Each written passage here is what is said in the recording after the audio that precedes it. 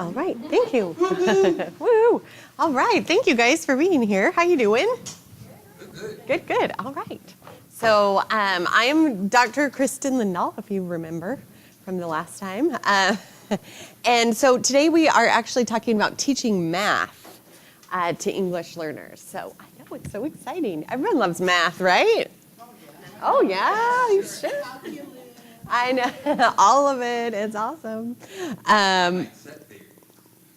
There you go. So welcome, welcome. We are, like I said, we're doing math. And so our agenda for the day right now is looking like, let's see, how do you advance it, Glenda? There we go, on the mouse click. Okay, so we have a few objectives for the day. Our first is, we're going to start off the morning talking about what disciplinary literacy or disciplinary language is. And so actually how language differs, but in terms of the content area discipline that you're working in. Not like the language you use to discipline somebody. No,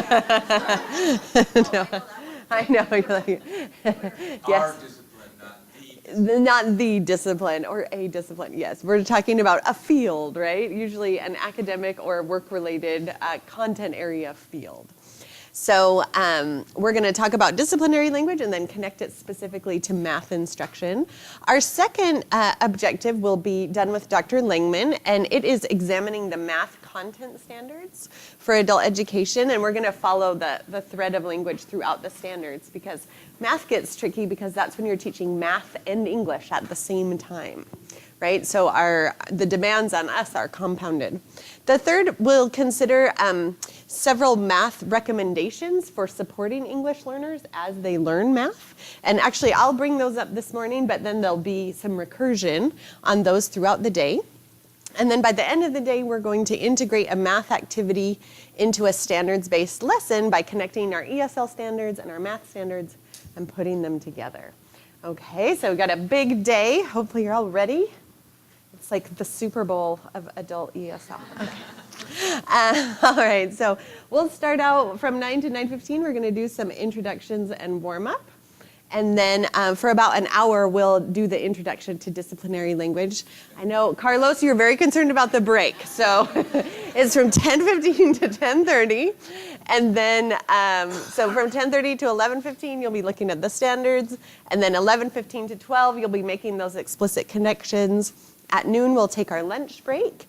And then at 1, we'll start the integration, right, and the lesson planning in the afternoon with a break and then your lesson plan presentations and some webinar preparation.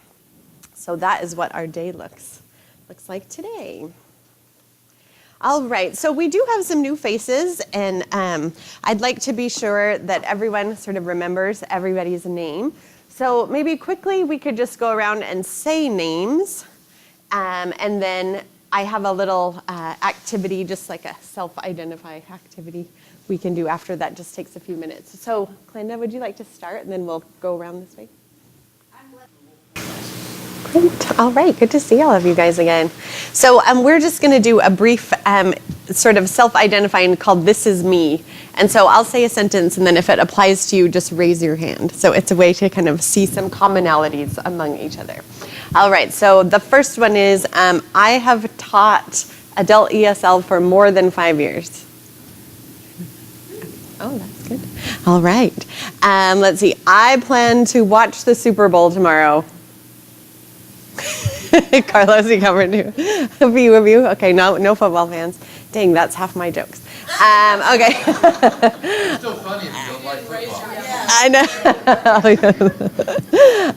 All right, so let's fumble away. Oh, Wayne, you're killing me today. All right. I am a cat owner. Oh, no cat, maybe? Oh, Rosa have one? Nobody's hand should go up because you don't own it. That's what Juliet always says. The cat owns you. I am owned by a cat, I should say. Rosa, are you owned by a cat? Yes, okay. 4 cats? Oh, yes, you definitely are then. How about I am a dog owner? In that case, you really aren't. Okay. Oh, that's funny. Lots of dog people. And then, Rosa, you own both? Yes? Okay, how about I am a parent of some kind? Yeah. Of some kind. Well, you can be like a step parent or a guardian or a grandparent. That month. Let's see. How about what was I going to say? Oh, I play a sport for a hobby. Anybody? We used to. If you used to, yeah, kind of. How about I like to exercise and I do it? Yeah. How about I don't like to exercise but I still do it? Yeah. How about I don't exercise? You're just like, nope, I'm not interested. All right. How about I have read one book for leisure, like for fun, in the last 3 months? Just one? I know, I'm jealous. Oh, that's so nice. Okay, and let's see. I have traveled outside the state of Texas in the last 6 months. Oh, lots of travelers. Okay, cool. All right, so about that introduction, I'll just end there. But why would we maybe use that in an ESL classroom? To warm up. Jerry? It's a good way for students to, first of all, feel comfortable talking among their peers, and it gives them a chance to practice English. Yes. Yep, so you get to practice. What if you weren't really wanting to talk a lot? Could you still participate? Yeah, so you can if you want, but you could still participate. Wait. One of the things I like about them starting the day off is they've been out in their life Mm-hmm. for 24 hours. Yeah. And when they come back in, it takes a minute to reboot up that English brain. And it's Yeah. an easy, no-threat way of Yes. starting out. Lots of familiarity, right? Lots of context about your own life. And there's connections too with people. Yeah, then they see people they may not think they have anything in common with in class. It turns out that they might, right? So as you know your students, you can sort of arrange your statements to what they might be able to respond to, right? So yeah, that's a fun one, and I like it as an instructor because it's low prep. You don't have to make anything to do it. You can just do it. Okay, so now that your English brains are warmed up. All right, so we are going to talk about considering disciplinary language, which, just to reiterate, is not how to discipline people, but is the language of what? The disciplines, right? Your program of study. So what are some examples of the disciplines, quote unquote, when I use that word? What am I talking about? Math, science, history, language arts, arithmetic, right? What are some of those areas relevant to your adult learners? At all. Because they might not be studying like English language arts like they might be in high school, right? So what are some other disciplines that you think adult learners might need to learn about? Maybe financial literacy could be one. Civics is a big one, right? Yeah, put some functional literacy, just like everyday literacy. English for a specific purpose. Technology is a big discipline. What's that, Liz? Health literacy is huge, right? Like how to maintain your health, go to the doctor. Okay, so we can see some overlap between kind of the traditional content areas that we tend to think of for like a K-12 context, but then the adult disciplines can vary a little bit more, right? And are a little bit less traditional. So today we're going to talk about those. So I have a couple of definitions for disciplinary literacy or disciplinary language. And it has to do not just with the information that a certain discipline holds. So the disciplinary literacy, it's not just the information associated with a discipline, but it's the knowledge and abilities by those who create, communicate, and use the knowledge in that discipline. So it's like not just the math information, but it's how to think and communicate like a mathematician, right? Or it's not just the information, like let's say an architect might know, but it's how somebody thinks and talks and functions if they are in architecture and building a building, right? And so it's a little bit different than just straight content area information. So another definition has to do with the shared ways of reading, writing, thinking, and reasoning within different academic fields. Okay, so the interesting thing about disciplinary literacy is it addresses the idea of a discourse community. Have you guys heard of that term before? Sounds familiar. Okay. Well, let's break it down a little bit. Do you guys? I mean, I see the word discussion in it, so a community where you discuss common practice. Yes, basically, that is a good definition pieced together, Lisa. Yeah. So we're talking about communities of speakers who tend to use the same type of language for a certain reason over and over, if that makes sense. So like as a teacher discourse community, what are some expressions or terms that we might use? Pedagogical, yes, is one. Pedagogical is one. What's another one we might use? Scaffolding is one we hear a lot. What else might we use? Okay, guys, 5 minutes. Okay, guys, 5 more minutes, right? I need you to look at me, right? Anything else? Ask 3 before you Ask 3, then ask me, right? So we have like behavioral, sentence frames that we use. We have instructional terminology that we might use to talk to each other. And all of us are members of lots of different discourse communities. So we might be a member of like our professional discourse community. You might be a member of like a religious or faith-based discourse community. You might be a member, even like your family can be a discourse community. Certain cultural groups, discourse community. Like I'm a mom, so when I get together and talk to other parents, there are certain things we talk about, right? Or vent about, etc., right? But then if you maybe aren't a member of that discourse community, you would be like, I don't know what you guys are talking about. Like, why is a sleep sheep so important? But if you have a little kid, you know you got to get a sleep sheep, right? Because it puts them to sleep.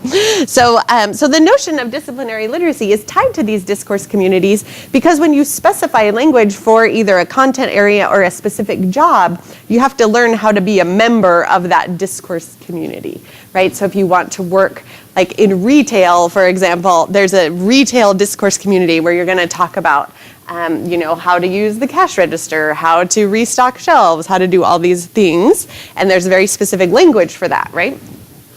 Yes. Okay. Dr. Christie, Yes. 5 years back, there was a keynote speaker in one of the conferences out in a festival, and she had gone out to one of the communities out in the outskirts, which is like poverty-stricken, and she was there 3 previous days teaching some middle, 7th, 8th grade students. And her point during the conference was that there is 3 tiers when it comes to vocabulary. Yes. The tier 1 is the family or barrio language, and tier 2 was the academic language that us as teachers need, and that's what she was doing in this community. We need to teach the tier 2 vocabulary to our students, because if they do not get it in an academic setting, where else are they going to get it? And then she spoke about tier 3 vocabulary, which is the professional terminology of a certain profession. And discourse community, that would be considered tier 3 vocabulary, I think. Actually, not necessarily, but I'm glad you brought that up. So this is more like your general or your social language is tier 1. So these are words we tend to encounter every day, right? So regardless of discourse community. So just like I mentioned before, like let's say we are thinking of like maybe your neighborhood as a discourse community, right? And so that wouldn't necessarily be academic. Okay, so discourse communities can exist on all levels. They're not bound by any type of level, because some discourse communities are very social and some are very academic, right? So can you see that okay back there, Violeta? Okay. And then we have the next tier is just general academic words like summarize, compare. Yes, right? And then here we get really specific, might be a word like photosynthesis, commutative property, right? Pythagorean theorem, right? Avogadro's hypothesis, like those things might get real specific up here. So often when we begin, and this is actually what we're talking about on our slide, teaching ESL, we usually start here, right? What's your social language you need to function, right, in your community or your society? But then with adults especially, like depending if they have GED goals, they really need to go here. right, for GED. Okay, and then beyond. But with adults, we'll see them mostly functioning in the social world. But then what gets interesting for workplace English development is there's kind of a little bit of area in here for adults, right, where they don't need the academic language of traditional K-12 school, but they need language that's more specific than just general social language, right? That's where we get into financial literacy or workplace specific language, right? Depending on the jobs they want to have or they do have. The old model of Biggs and Calp. Yes, that's actually what we're going to talk about. Yeah, right?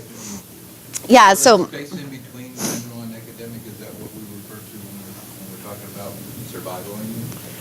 Actually, no. Survival is more down here. Yeah, like the basics of, just giving personal information, finding your way home, making your way to work, right? That would all be part of this much lower tier, right? But I shouldn't say lower, I should say general. It just has a wider scope, right? But the more specific you get in a discipline, the more specific the language you use is going to be. Okay, and so this is the tier for vocabulary instruction, but I think it applies to a lot of language.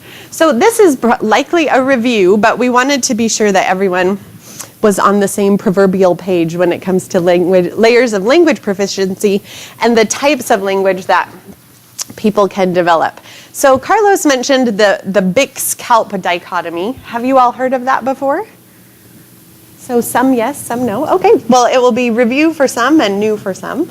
But so Bix and Calp, this distinction has been around for about 30 years now.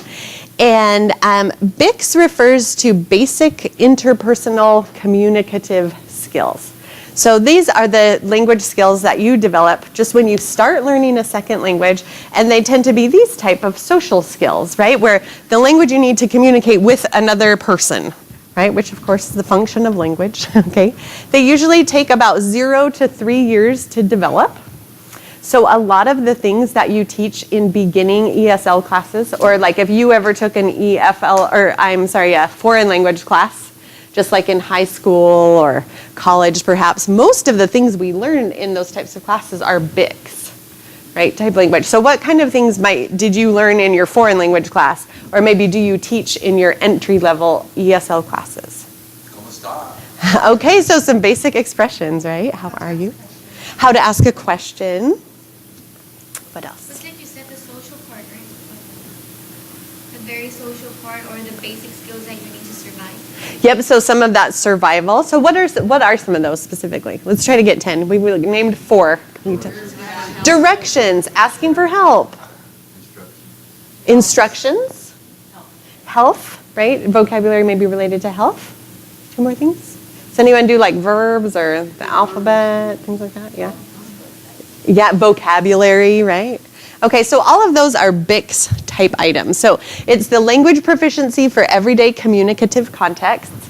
And one way that you know it's Bix is that it tends to occur in a meaningful social context, right? So like the reason we need to teach students how to ask for help is so if they need to do it, they actually can, right? But the difference is maybe when you're doing math, they might not instantly go implement the slope-intercept formula right when they leave your classroom. So things like that are a little more abstract. And Bix often includes slang, idioms, or colloquial speech. Right? Do you guys know the difference between the slang and idioms? Yeah, Liz says yes. Jerry says yes. Yeah, do you want to tell us the difference, Liz?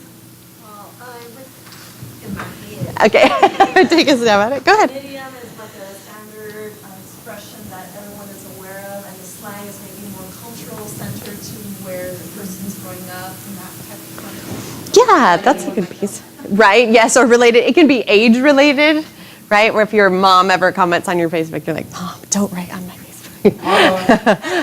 There you go. Right. It can also be, so one definition of idioms is that the literal meaning of the expression is often different than the figurative meaning. So like kick the bucket, you don't actually kick a bucket. Or raining cats and dogs, there aren't literally cats and dogs. So that's one thing that often distinguishes idioms from slang, right, or colloquialisms. Okay, cool. So we are going to watch a short video clip. Do you guys remember the movie Clueless? Anyone here late 90s? As if, I know. Okay, so some of you guys do. So in Clueless, the movie, it's a story of a girl from Beverly Hills High School. And it's actually a modern interpretation of Emma, thank you, who wrote Emma? I'm drawing a blank. Jane Austen. I was like Jane Eyre, but I knew it was Jane. It's been a long week. And so in this clip, she is in her debate class, and she's actually trying to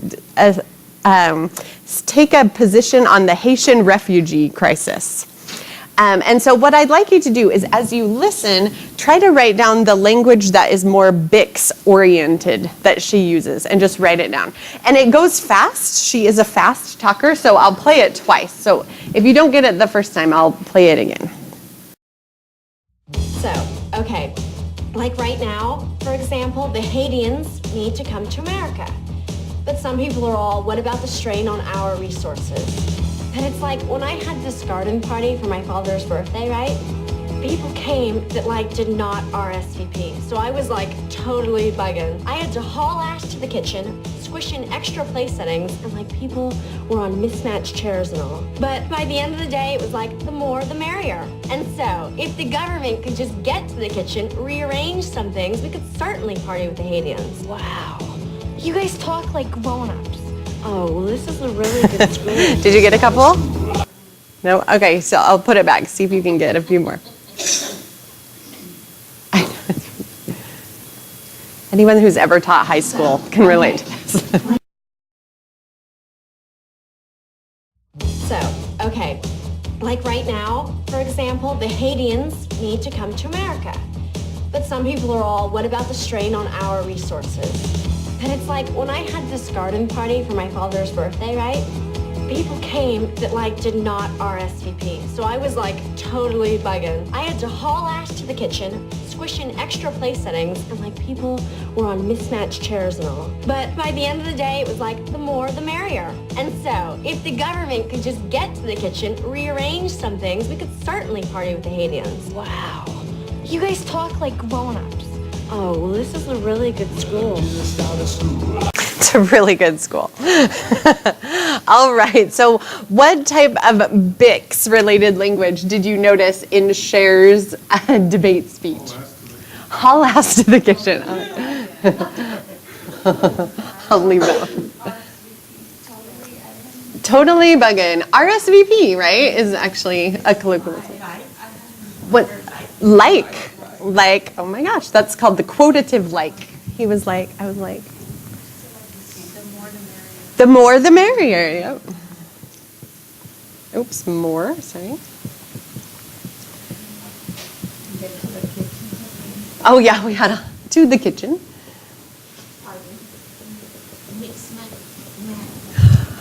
Yes, mismatched chairs, good.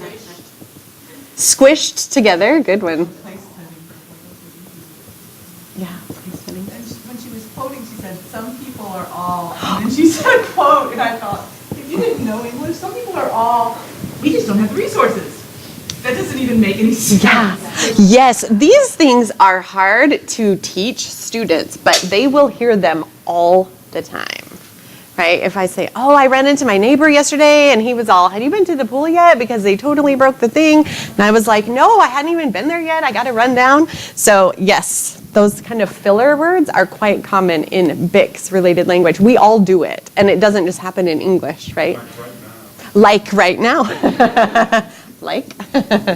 Okay, so, but I want you guys to think now about Cher's grasp of the Haitian refugee crisis. So does she actually take a stance on it? Yep, and then does she offer a solution for it? Yeah, so what's her solution? Make some room, right? Invite more people, redistribute resources. So as teachers, it's hard because we need to evaluate the language use. Right, so the feedback we might give Cher on her language could be what? Can you use some better words? Right, and does she need to use better words or a different type of words? Yeah, maybe more academic words, right? How would you feel though as a teacher about Cher's grasp of some of the principles of debate? She actually did quite well, right, with the content. And she had everyone's attention when she Yes. Maybe she knew her audience, right? In terms, although she was getting a few looks, but yeah, maybe she knew her audience. So in talking to a bunch of high school students, maybe her metaphor was appropriate, right? So that's another thing we need to remember when we're working with English learners in the disciplines is we're looking at their language development, but we're also looking at their grasp of the content, right? And so those aren't necessarily the same thing always. Okay, language is one way they demonstrate knowledge of the content, but it's not always the same. Okay, so next we're going to go back to our slides and talk about the kind of flip side of BICS, which is known as CALP. And so CALP stands for Cognitive Academic Language Proficiency. It takes much longer to develop. So instead of that 0 to 3 years, we're actually looking at more like 5 to 7 years, okay, to begin developing CALP. I just was thinking ahead of my class this past week, one of my students that was in the same class in the beginning class last year, she was starting to feel hopeless about her English because she's making progress very slowly. And so we had this discussion about how long does it take a child to develop adult language in their first language. We ended up talking a little bit about this. Yeah, I often would I taught high school newcomers for a really long time.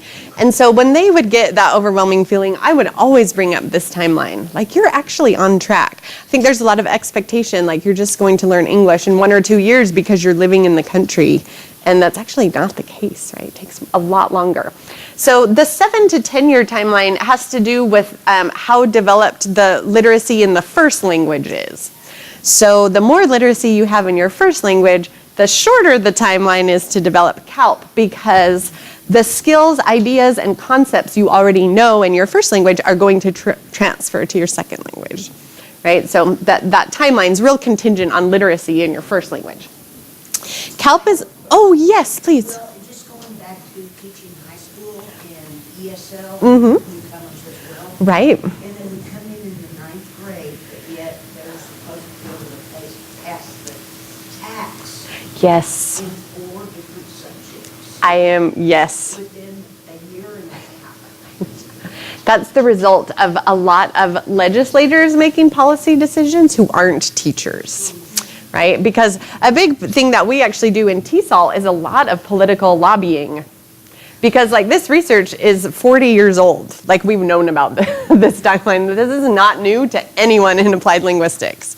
But then we have a lot of policymakers on state and federal levels who make decisions about these timelines for tests. We're like, well, go ahead, test them all you want, but it's going to be really hard to pass it. So there's actually a lot of discussion about test validity with English learners in the state of Texas. So it's kind of a hotbed for examining that.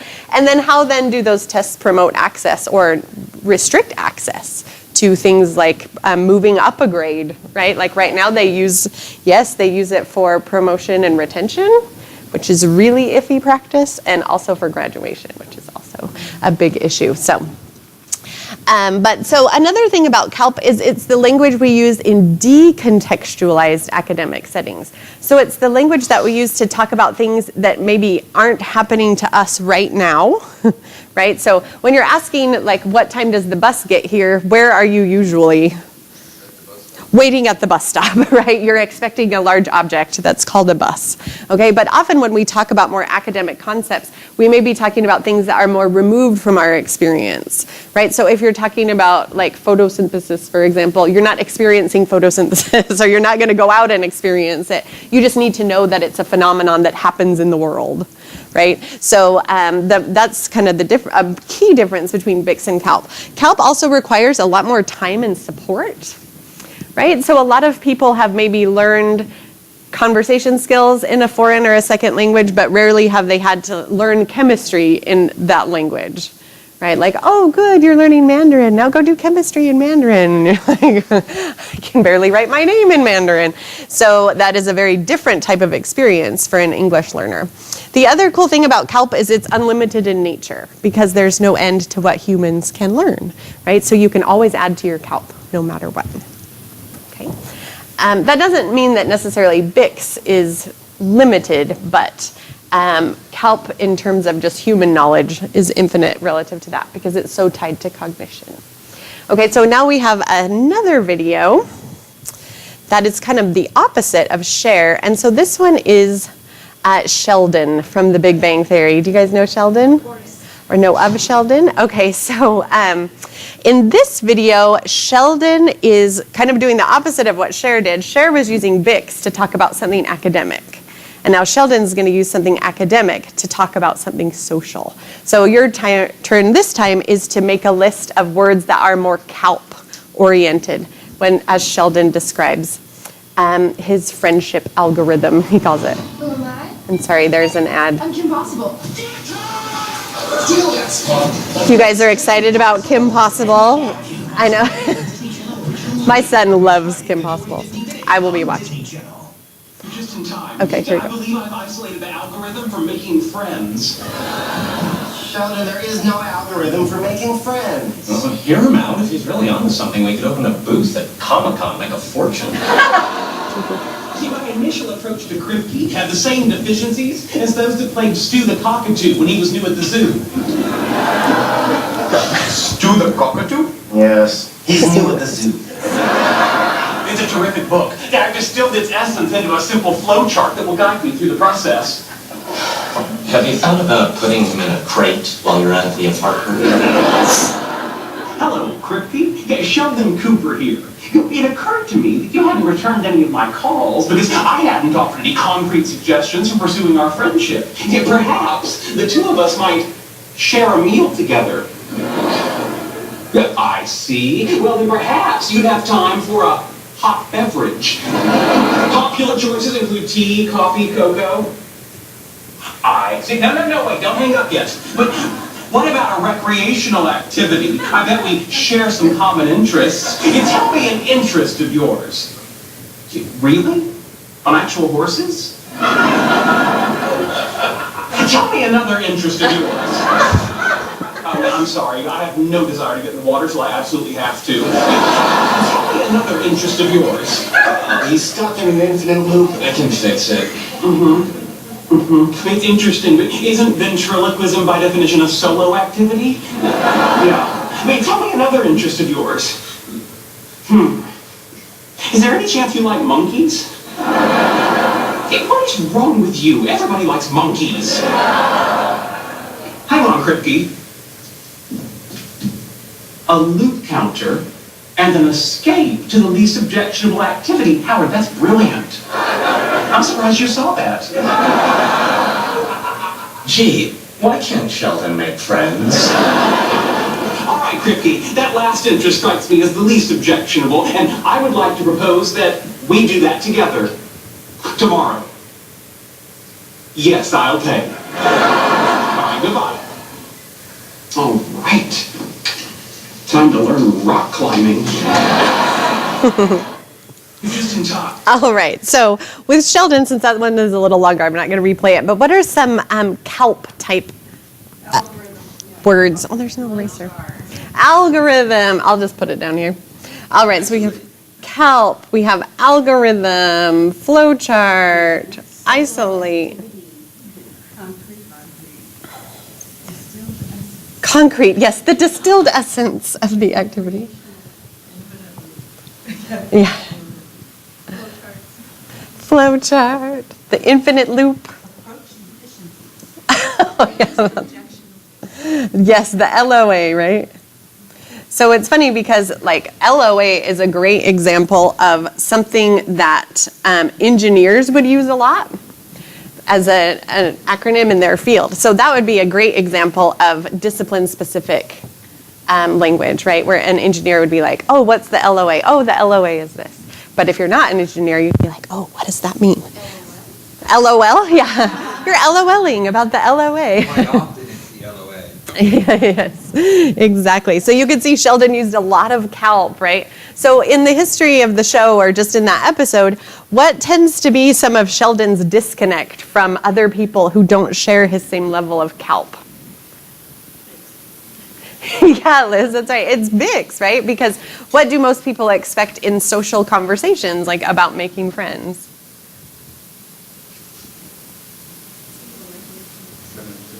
They expect more social type language, right? Would they expect a whole algorithm and a flowchart, right? Maybe not, right? So that is where Sheldon tends to, get into some trouble on the show, is that he uses CALP all the time, right? And so if you use CALP all the time, then if people are not in your discourse community relative to that type of language, they won't understand what you're talking about, right?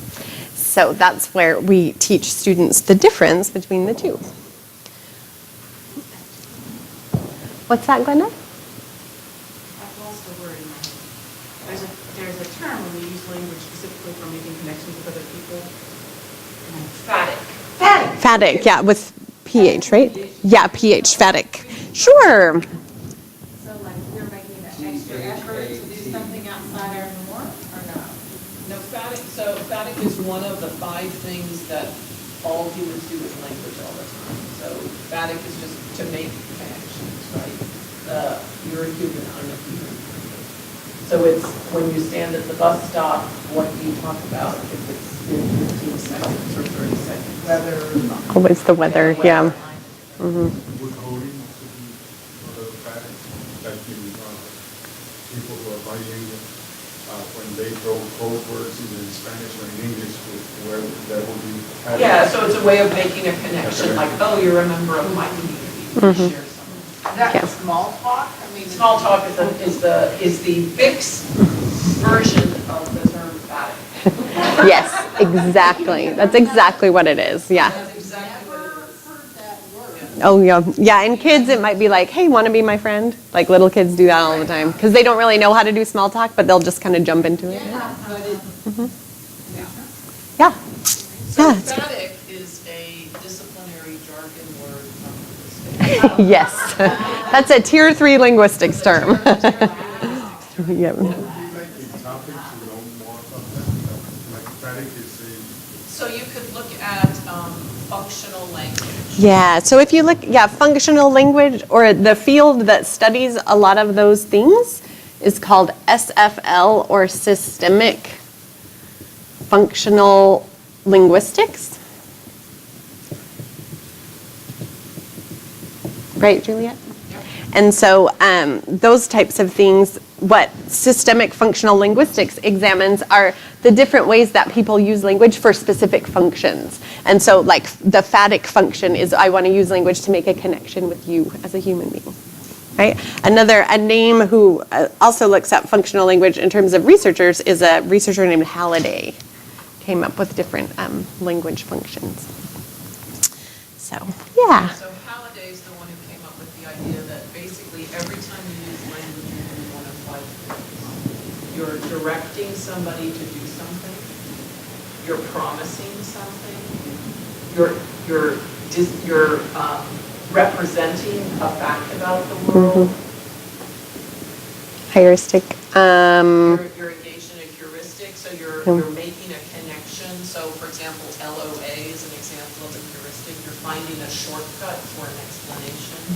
And the last one is phatic or small talk. How do you spell that? Heuristic. Heuristic, I'll put it on the board.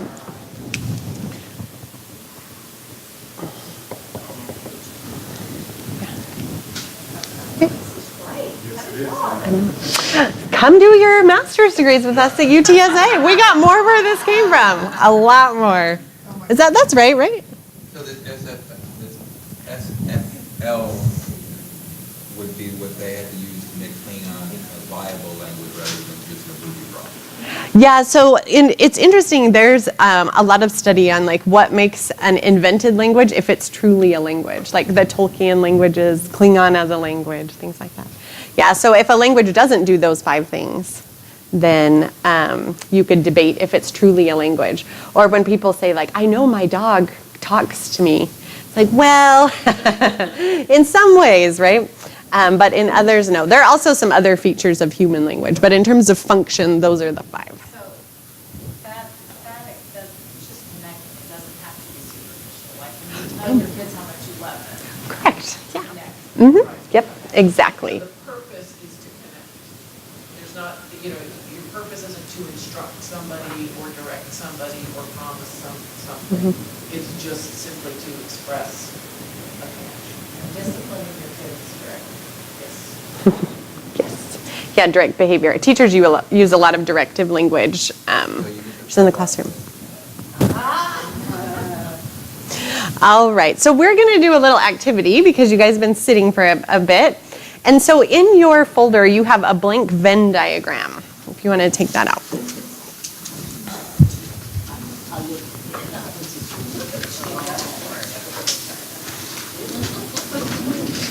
It looks like this one. Did I spell heuristic right? Oh, okay. I would never know.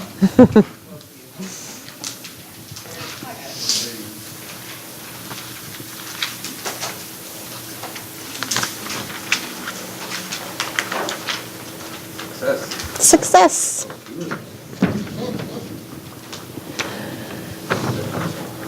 Okay, so on the slide you have 15 terms. And so why don't you go ahead and label one of your circles Bix. It doesn't matter which one, it's just up to you. Label one circle CALP. And then label the other one workplace. And so this is a cognitive sorting activity. What I'd like you to do is for each word or utterance that's at each bullet point is see which circle you think it might go in. So notice there's overlap though, right? Because a word may not be all Bix or all CALP. It might be like a CALP word that you would use in the workplace, or it might be a Bix word that you use in the workplace. And so there are no right or wrong answers, right? It's just the activity of sorting, okay? So for example, what's up? Where might you put that? Bix workplace. Perhaps Bix, and then maybe in workplace, right? So that, depending on how you labeled it, might go in one of your overlap and centers, okay? So I'll let you do the others. I'm going to give you about 5 minutes to sort through these, and then we'll regroup as a large group and debrief.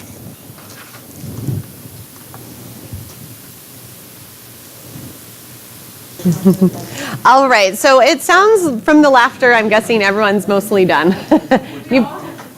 And you all have completely different answers. Okay, which is all right because we're not going to go through everyone because that would inspire probably great argument amongst the rings. Debate. Yes, debate. But in terms of the exercise, what did you notice? Like, why were there such differences in your responses in the way that you sorted? Ruth, do you want to tell us a little about, I heard your table talking. I think it was partially maybe what we were thinking of when we thought of the workplace, what kind of work. Ah, okay. From a restaurant to like working in an engineering firm, Mm-hmm. you know, but and maybe what we perceived as vocabulary and what's used, like a refrigerator is used everywhere, but other people thought of speaking the word refrigerator seems more like, I don't know. Like put the groceries in the refrigerator kind of a thing. Okay. Anything else? Any other comments? Yeah, Rosa?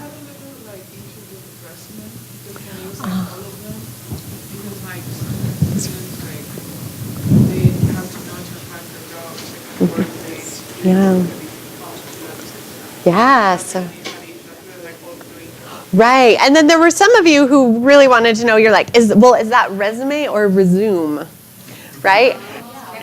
Yeah. Right. And so, or approximate and approximate, like to approximate. Right. So one thing I heard some of you guys using was the linguistic context clue of, well, that R is capitalized.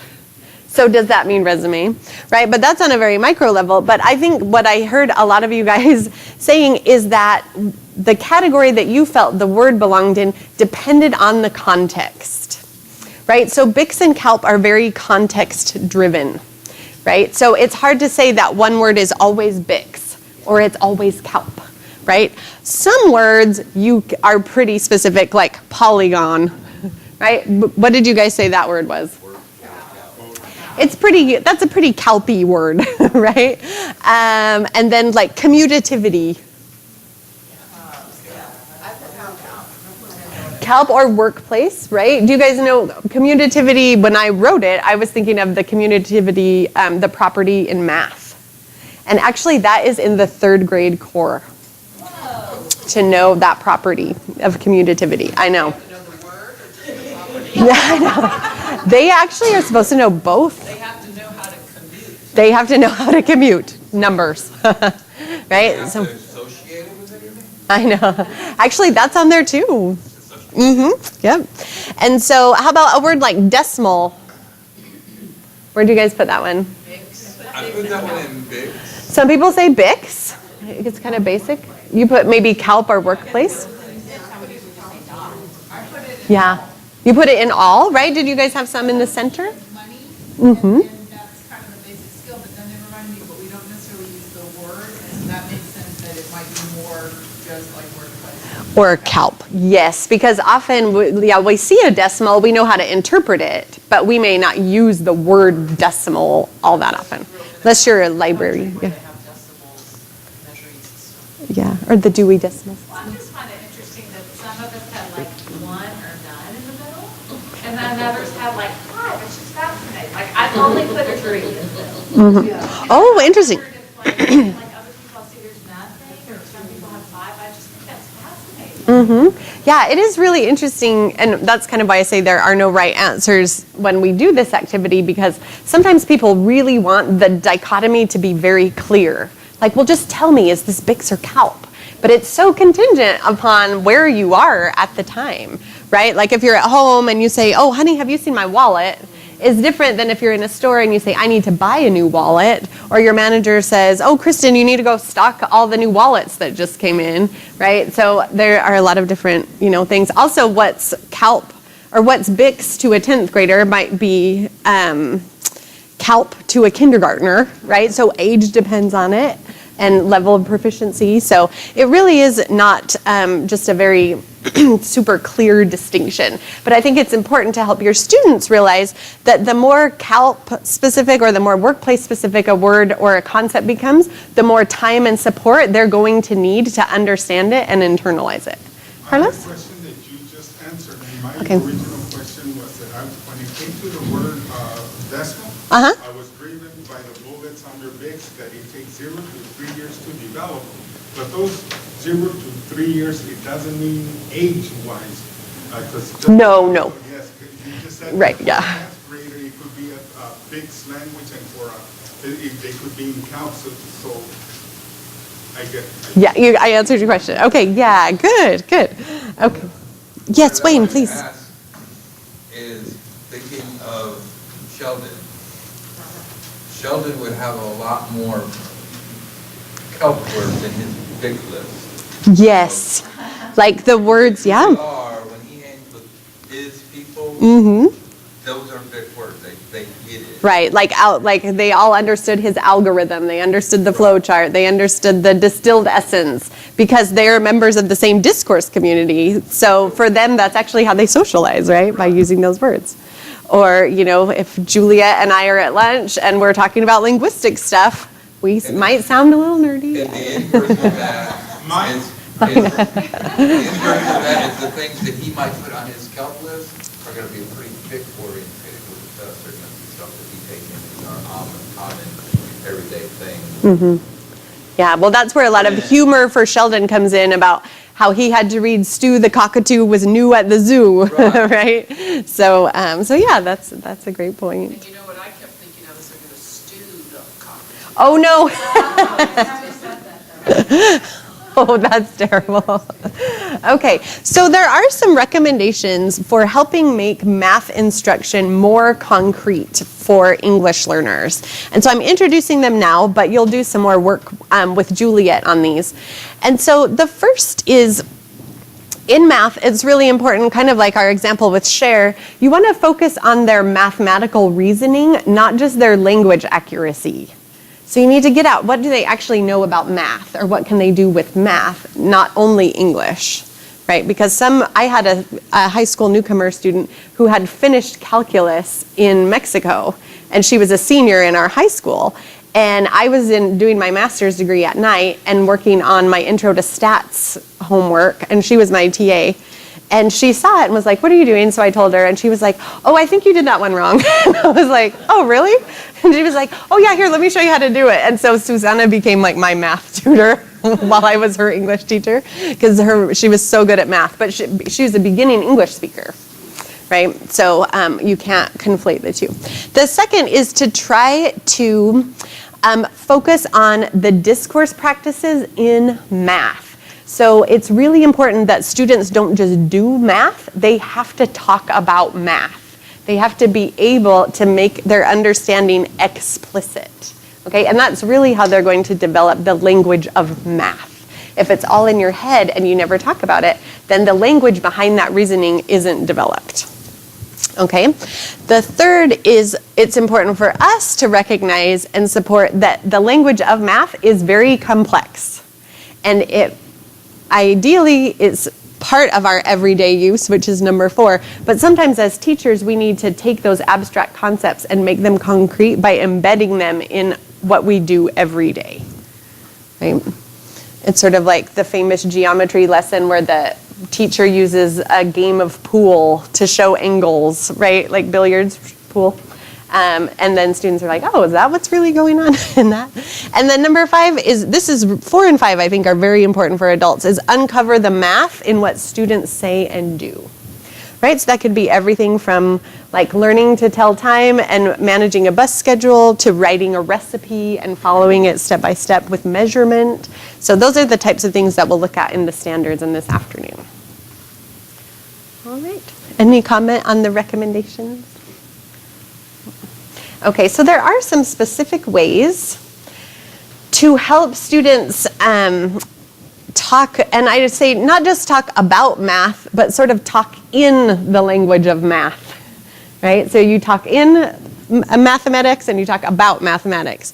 So the real emphasis, and this is just in math instruction across the board, it's shifted from that rote memorization of just times tables and things like that to learners have to be able to explain solution processes. They need to be able to describe ideas.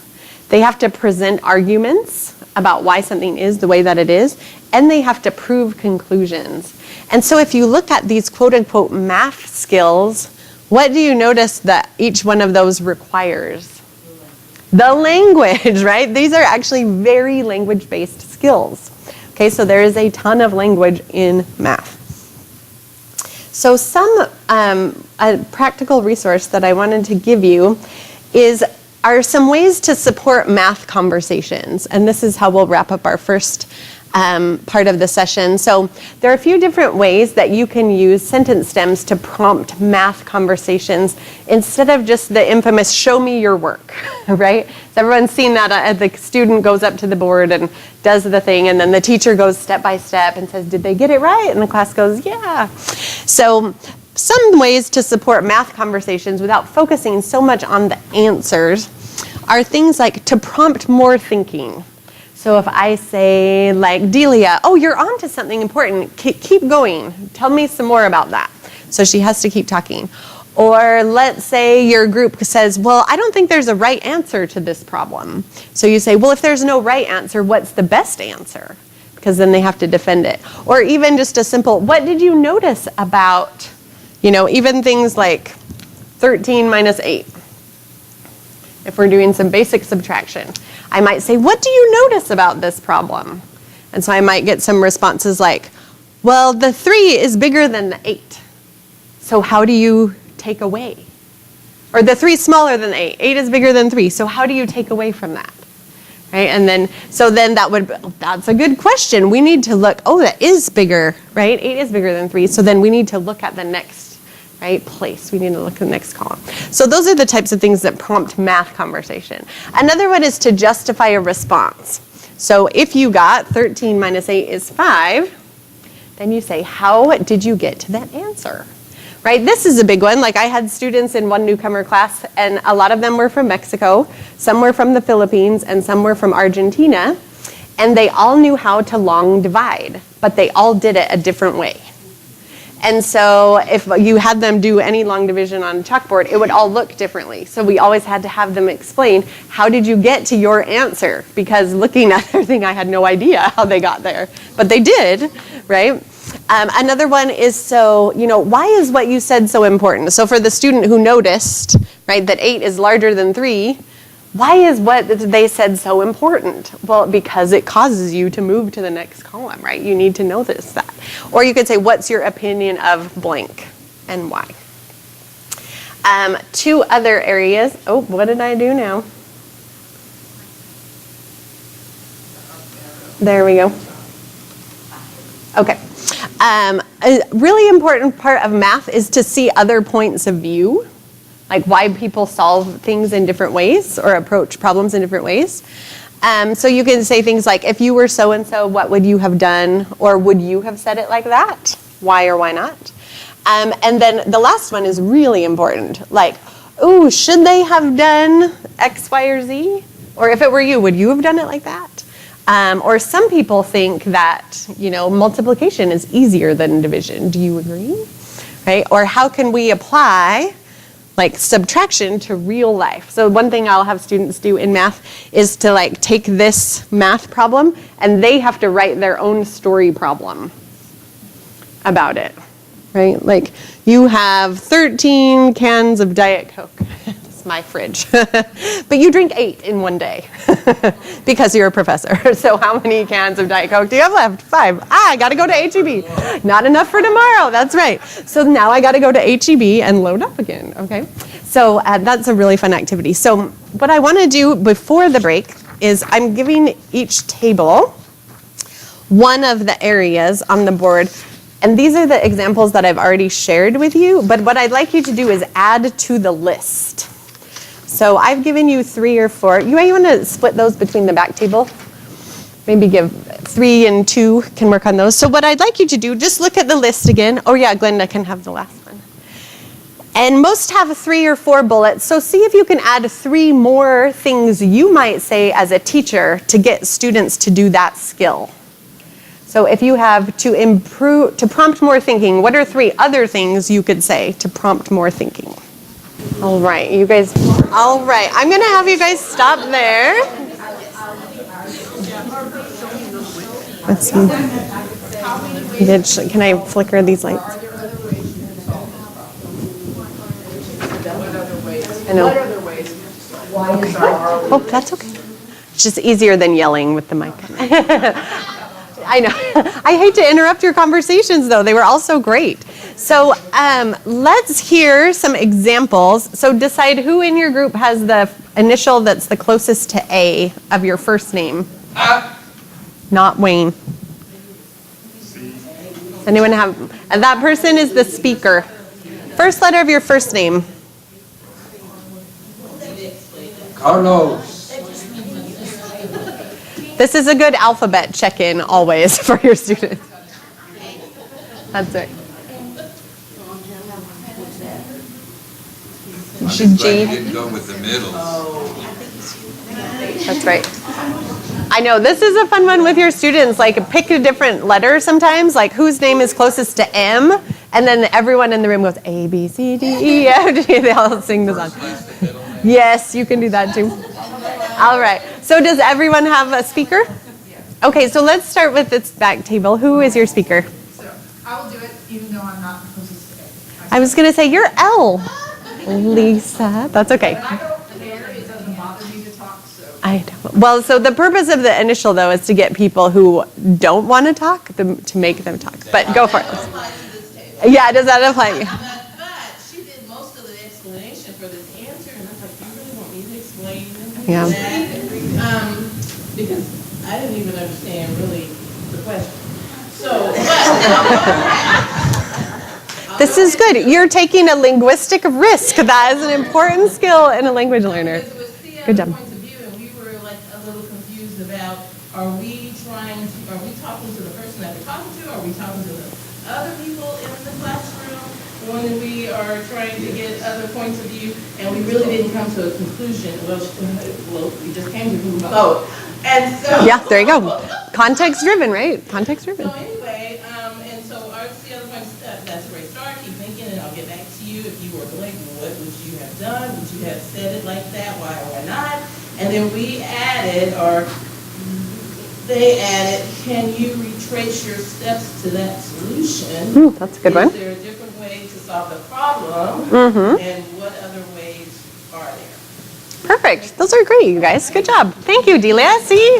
Good job. Good job. All right. Good teamwork over there. I like it. Okay. How about this table? Carlos, did you see, right? Our question is, or our statement, to justify a response, and there were already 3 statements given. I don't need to read them. No, read your new ones is fine. Our new one is, could you have done it in an alternative way or a Okay, different yeah, way? so that's similar to the perspective one. That's Yes. going to overlap, yeah. And then the second one is, how can you reverse the order to check your answer? Yes, the reverse order is a great one. Yes, I like that one. Or that's always a good peer activity. Like give your paper to a peer and then have them do the reverse order to check. Oh, yes, please, applause. What's that? So the Was there one thing we that missed? I really liked about the, can you do it a different way, because it doesn't feel like initially that you're justifying the answer. Asking, could you do it a different way? Right. But they're either going to give you a yes or a no. So that in which itself, case they have to, you can throw the why on there, and justify one or the other. Yes. Without realizing that they really were answering the question. yeah, that justification skill. For the individual, in her class, where there's Philippines, Mexicans, and then just the grown-up people that were here, there's 3 ways of doing long Yes. division.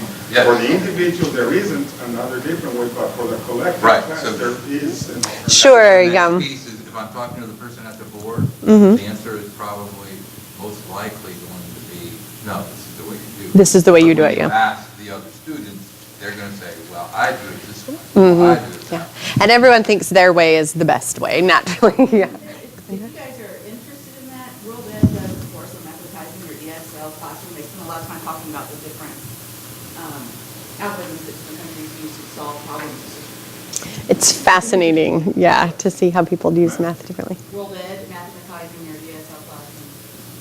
Let me write that up. Okay, and then this table? Yes.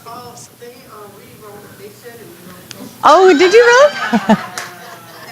But now that you're talking about that, you ask them because they all know how to cook.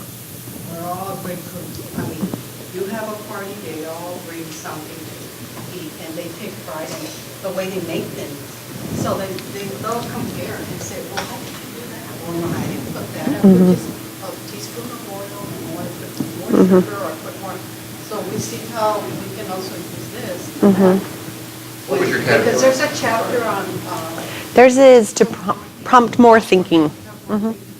there's a lesson on that in the book about measurements. And they're like super surprised when we cover that vocabulary. Because they do They're that. like, They oh, don't I know. those measurements that Yeah. we have. So this is Yes, pounds, ounces.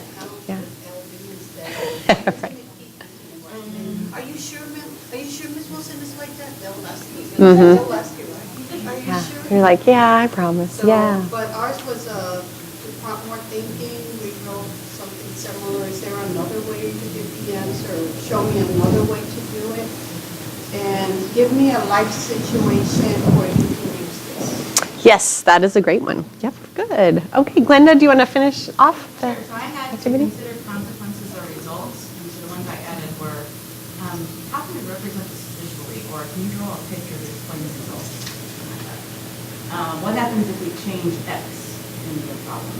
To think about the results. And then, why would this result matter in these scenarios, these group of scenarios, and maybe the results Right. have different interpretations in different workplace or homes? Yeah, those are great. I love the visual representation one. Yeah, that's a good one. Yes. So all of these are trying to explain orally or in a written dynamic, but could we also explore maybe using the other intelligences? So that Yes. Can we draw representation? What we just explained? Or even can you role play? Like you have 5, okay, there are 10 of you guys, role play 5, take away 4. Like, you know, you can, and then they have to figure it out, right? So yeah, there are a ton of ways you can really make math very kinesthetic, just depending on the manipulatives you have. Like if you're teaching financial literacy, bring fake money, like please, you know, so they can hold it. And Their interest right. will be higher if you use If you use real money, I know. But I know, I have a bag of these, yeah. Soak it in the alcohol and catch it on fire and Yes, I know. There's all sorts of stuff you can do with money. But yeah, so definitely, like, you know, that's where the creativity of teaching comes in, I think, is in terms of developing math discourse, is to really get away from the worksheet model, right? And when you get into that discourse model, then you can really see all these different opportunities for expanding, right? Like with visuals, with moving around, with sorting manipulatives, all of those types of things that will add context to what you're doing. Context is what makes Calp less Calpy, right? It makes it less abstract, makes it more real. So, okay, so any takeaway messages from the morning? I was struck by her, Ellen. I was struck by Ellen's comment that she just, well, everybody likes cooking when they start cooking. It struck me that you can get them engaged in that conversation, and then after they're engaged in the conversation and the interest is there, and you know they know something about it, then you can start introducing these words and concepts, and they're not nearly as intimidated because, hey, I already know it. That was that 5th recommendation, right? Is use the everyday in your math instruction. Yeah, good one. Any other takeaway? That's one. Let's do at least 3. Then Carlos needs his break. Oh, yeah, well, the break's over now. I know, sorry. We're going to move along. No, just kidding. You'll still get a break. What else? Takeaway. I'll wait. Well, I think the questions are good, not just in math. I think that's what I like as a teacher. I'm like, I'm going to try to use it. We do them a different way, but just like to expand. Yeah. Or whatever. Like you just nothing. Reading passages, you know. So I know that's not math related. I'm still trying to wrap my head around using math. Yeah, that's great. And a lot of these too, if you laminate or have them as sentence starters, or you can just pull them out when you're talking about anything. I wanted to share specifically, is one of the informal definitions for math is the recognition and integration of patterns. One of the informal definitions of language is the recognition and integration of patterns. So you can do it in one circle, you can do it in another circle. So there is a lot of crossover. And it's all critical thinking, drawing, solving things. Math is what we use to give the solution to our problems. Logical.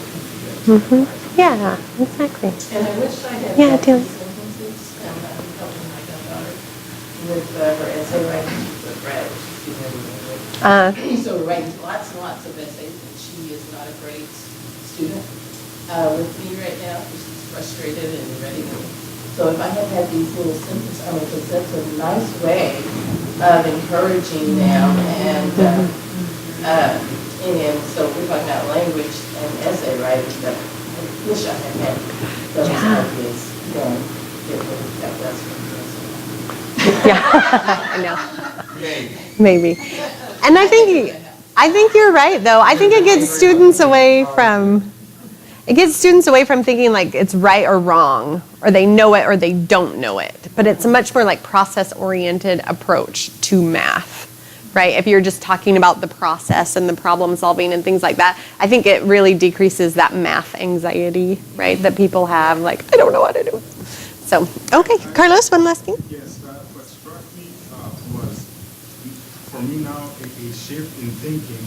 I've been teaching GED for many years, and so there is flexibility in our program to teach math in our ESL. So I do engage with math in our ESL, but I can recognize now that my style or my thinking of teaching math in ESL comes from the GED perspective. Yes. Computation skills, and not what I see now that it is a discourse. It is the language, is the complexity of the language that is going to engage an ESL because they're there to learn English.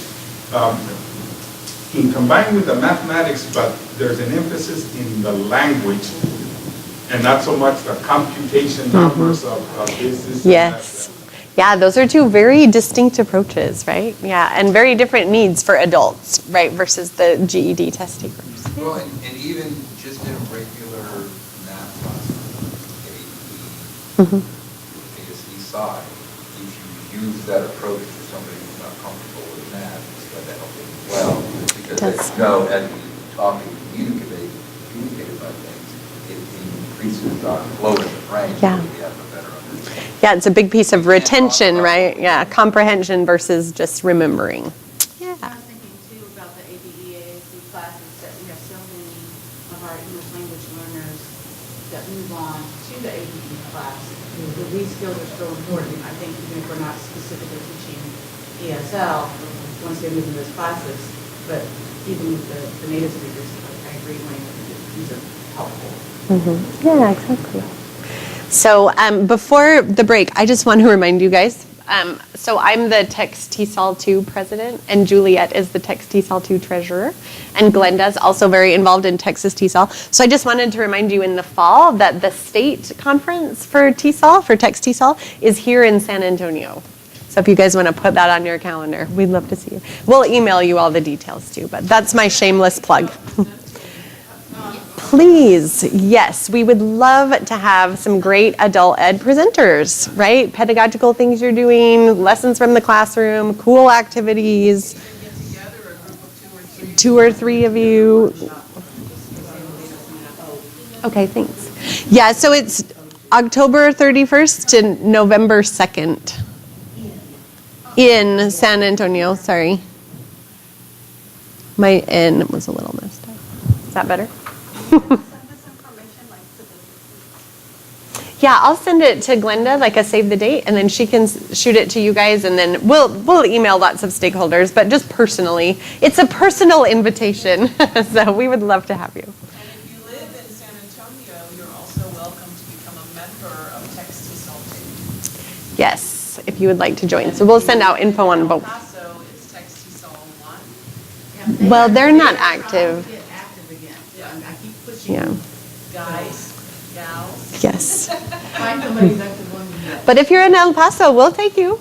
So you can come be down to Text TESOL too. That's right. You can do some distance learning. All right. Well, enjoy your break. It's 10:30, so do you want to go till 10:45, Juliet? Okay, so still 15 minutes. And thank you guys. Have a good day.